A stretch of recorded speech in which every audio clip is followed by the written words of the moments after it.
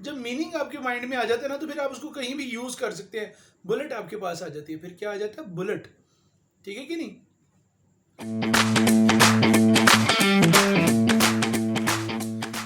Hello, अस्सलाम वालेकुम। जी viewers, मज़े में हैं? चले, अल्लाह ताला आपको खुशियाँ दे जी। आज जो आपके साथ मसला लेकर हाजिर हुआ हूँ, मसला ये है कि वोकैबलरी वोकैबलरी किस तरह से बढ़ाएं। सर, ये हमें बाज़ात हमें सेंटेंस इसलिए नहीं बनाते कि सिचुएशन को एक्सप्लेन करने के लिए हमारे पास वोकैबलरी नहीं होती। हम क्या करें?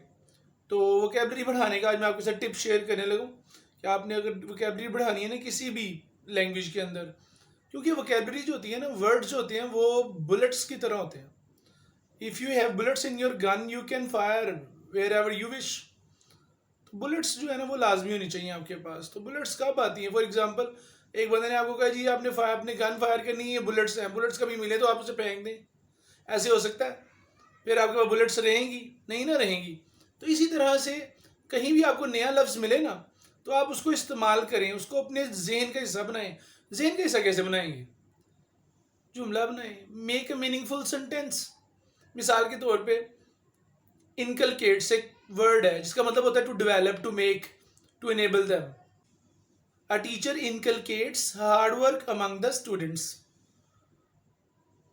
Sports and games inculcate sportsman spirit in players.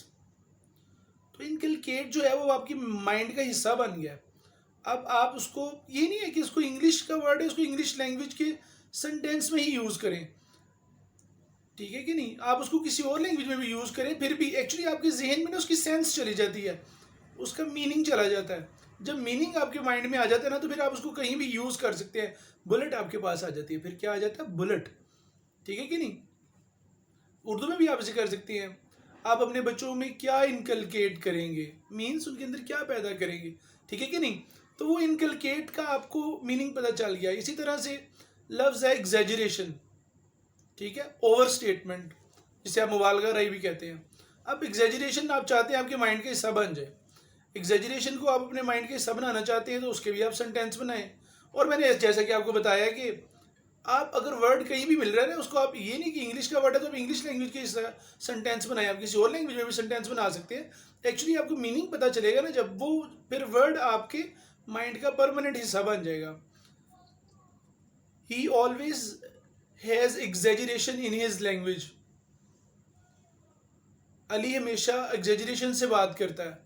अब मैंने ये बात उर्दू में, सेंटेंस उर्दू में बोला है, लेकिन एग्जेजरेशन का मीनिंग उसके जहन में होगा तो उर्दू के स्ट्रक्चर में भी वो उसको ठीक तरीके से ही इस्तेमाल करेगा। ठीक है?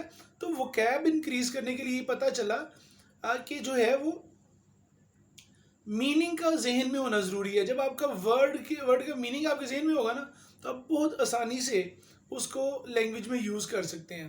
ठीक है कि नहीं? Otherwise you will very reluctant to have language in your communication. If you want to have language in your communication, then words, bullets are required.